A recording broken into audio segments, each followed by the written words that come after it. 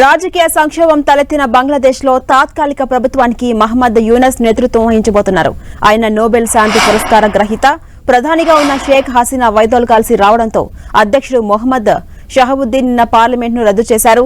తొలుత తాత్కాలిక పరిపాలనా యంత్రాంగం ఏర్పాటుకు, తర్వాత కొత్తగా ఎన్నికలు నిర్వహించడానికి మార్గం సుగమం చేశారాయన. యూనస్ ను సారథిగా నియమిస్తున్నట్టుగా అర్ధరాత్రి సమయంలో ఆయన ప్రకటించారు. యూనస్ 2012 నుంచి 18 వరకు స్కాట్లాండ్లోని గ్లాస్గో కాలెడోనియన్ విశ్వవిద్యాలయానికి కులపతిగా ఉన్నారు. చిట్టగాంగ్ విశ్వవిద్యాలయంలో ఆర్థిక శాస్త్ర ఆచార్యునిగా సేవలందించి బంగ్లాదేశ్లోని పేదల అభ్యున్నతి కోసం కృషి చేశారు.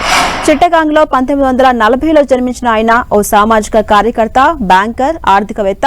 మైక్రో ఫైనాన్స్ బ్యాంక్ ద్వారా లక్షల మంది ప్రజలను పేదరికం నుంచి బయటపడేసిన ఘనతను ఆయన సాధించారు. అందుకు 2006లో నోబెల్ శాంతి బహుమతిని కూడా అందుకున్నారు. అనేక ప్రతిష్టాత్మక అవార్డులను పొందారాయన.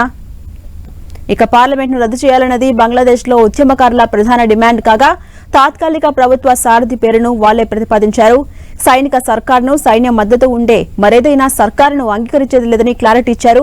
హసీనా సర్కారుతో ఘర్షణ పడినందుకు యూనస్ పై కొన్ని డజన్ల కొద్దీ కేసులు నమోదయ్యాయి. ఒక కేసులో 6 నెలల పాటు జైలు శిక్ష కూడా పడింది. తన దేశం ప్రజల కోసం ఎలాంటి బాధ్యతలైనా తీసుకుంటానని యూనస్ తెలిపారు. దేశంలో స్వేచ్ఛాయుత ఎన్నికలు జరగాలంటూ పిలుపునిచ్చారు. హసీనా వైదొలగడంతో దేశానికి రెండోసారి విముక్తి లభించిందంటూ ఆయన వ్యాఖ్యానించారు. బంగ్లాదేశ్ సైన్యంలో మేజర్ జనరల్ గా ఉన్న జియావుల్ అఫ్సాన్ పై కూడా వేటు పడింది. లెఫ్టినెంట్ జనరల్ మహ్మద్ సైఫుల్ అలాంను విదేశాంగ మంత్రిత్వ శాఖకు కేటాయించారు. ఇక బంగ్లాదేశ్ లో జరుగుతున్న పరిణామాలకు సంబంధించి మరిన్ని అప్డేట్స్ మా ప్రతినిధి గోపి అందిస్తారు. గోపి,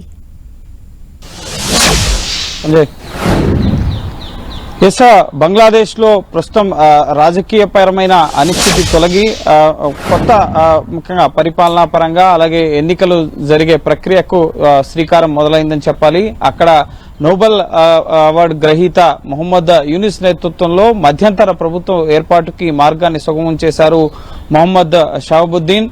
ఆయన బంగ్లాదేశ్ రాష్ట్రపతి.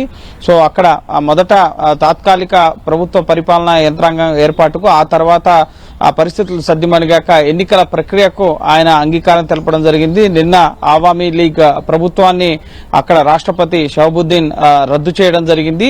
సో నెక్స్ట్ ముఖ్యంగా సైనిక పరమైన పాలన దిశగా అడుగులు పడుతున్న నేపథ్యంలో అక్కడ ఉన్న విద్యార్థి సంఘాలు కానీ, ప్రజా సంఘాలు కానీ సైనిక పరమైన పాలన వ్యతిరేకించడంతో వారే నోబెల్ గ్రహీత మొహమ్మద్ యూనిస్ నేతృత్వంలో ప్రభుత్వం ఏర్పాటు చేయాలని చెప్పి సూచించడంతో ఆ దిశగా అడుగులు పడ్డాయి. రాష్ట్రపతి కూడా అందుకు అంగీకరించడం జరిగింది. అలాగే గత ఆవామీ లీగ్ ప్రభుత్వంలో ఉన్న మంత్రులు కానీ అలాగే సైనిక అధికారులపైన వేటు పడడం జరిగింది. వారిపైన చర్యలు కూడా ప్రారంభమయ్యాయి. వారిని అరెస్ట్ చేసి ముఖ్యంగా చర్యలు తీసుకుంటున్న పరిస్థితి కూడా ఉంది. అలాగే పరిస్థితులు కూడా సాధారణ స్థాయికి చేరుకుంటున్నాయి. అక్కడ ఇటు అల్లర్లు కానీ, గొడవలు కానీ ఇవేవి కూడా లేకుండా, ఎందుకంటే మొహమ్మద్ యూనిస్ నేతృత్వంలో తాత్కాలిక మధ్యంతర ప్రభుత్వం అక్కడ ఏర్పడబోతుంది కాబట్టి సో ఎటువంటి అల్లర్లు ఇటువంటివి జరగకుండా ఉండేందుకు ఆర్మీ కూడా చర్యలు తీసుకుంటున్న పరిస్థితి ఉంది. అలాగే ఇటు ముఖ్యంగా భారతదేశానికి సంబంధించి కూడా అక్కడ పరిస్థితులను ఎప్పటికప్పుడు భారత ప్రభుత్వం నిశ్చితంగా గమనిస్తుంది. అలాగే భారత్ నుంచి ఈ రోజు నుంచి విమాన రాకపోకలు కూడా మొదలు కాబోతున్నాయి. ఎయిర్ ఇండియా, విస్తారా అలాగే ఇండిగో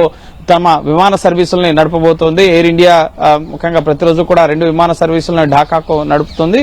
ఈ అల్లర్లు, గొడవల నేపథ్యంలో విమానాలని నిన్న రద్దు చేయడం జరిగింది. నిన్న రాత్రి కూడా ఒక ఫ్లైట్ ఢాకాకు నడపడం జరిగింది. సో ఈ రోజు కూడా విమాన సేవలు పునరుద్ధరించబడతాయని చెప్పి విమానయాన సంస్థలు వెల్లడించడం జరిగింది. భారతీయులు ఎవరైనా అక్కడ ఉన్నవారు తిరిగి భారత్ చేరుకోవాలంటే కూడా వారు చేరుకునే అవకాశం కనిపిస్తోంది.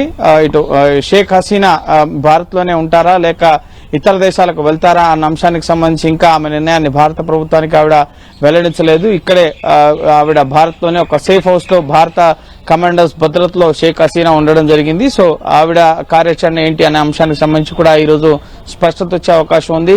ఆవిడ యూకేకి శరణార్థిగా వెళ్లాలా లేక యూరోప్ కంట్రీస్ కి వెళ్లాలా అన్న అంశానికి సంబంధించి ఇంకా స్పష్టత లేదు. అలాగే ముఖ్యంగా అక్కడ దాడులలో చనిపోయిన వారిపైన ముఖ్యంగా చర్యల పైన కూడా మొహమ్మద్ యూనిస్ నేతృత్వంలోని మధ్యంతర ప్రభుత్వం చర్యలు తీసుకునే అవకాశం ఉంది. మొత్తం 440 మంది అల్లర్లు దాడుల్లో చనిపోయిన పరిస్థితి. అలాగే హిందువుల పైన అక్కడున్న మైనార్టీ వర్గం, హిందూ వర్గం, సో అక్కడ వారి ఆలయాలు అలాగే వారి నివాసాలపైన కూడా దాడులు జరుగుతున్న ఘటనలపైన కూడా అక్కడున్న ఆర్మీ దృష్టి సారించడం జరిగింది. భారత ప్రభుత్వం కూడా బంగ్లాదేశ్ ఆర్మీతో ఎప్పటికప్పుడు చర్చలు జరుపుతూ అక్కడున్న మైనార్టీలు అలాగే భారతీయులపైన ముఖ్యంగా ఎటువంటి దాడులు అల్లర్లు జరగకుండా చూడాలని చెప్పి కూడా బంగ్లాదేశ్ ఆర్మీని కోరడం జరిగింది. సో అక్కడ ఒక ప్రజాస్వామ్యయుత పాలన అందించే దిశగా మొహమ్మద్ యూనిస్ తాను కృషి చేస్తాను, బంగ్లాదేశ్ ప్రజలకు తను ఏ సేవనైనా అందించేందుకు సిద్ధంగా ఉన్నా అని చెప్పి తన నేతృత్వంలో ప్రభుత్వ ఏర్పాటుకు ఆయన అంగీకరించడం జరిగింది. 2006లో ఆయనకి నోబెల్ అవార్డు రావడం జరిగింది.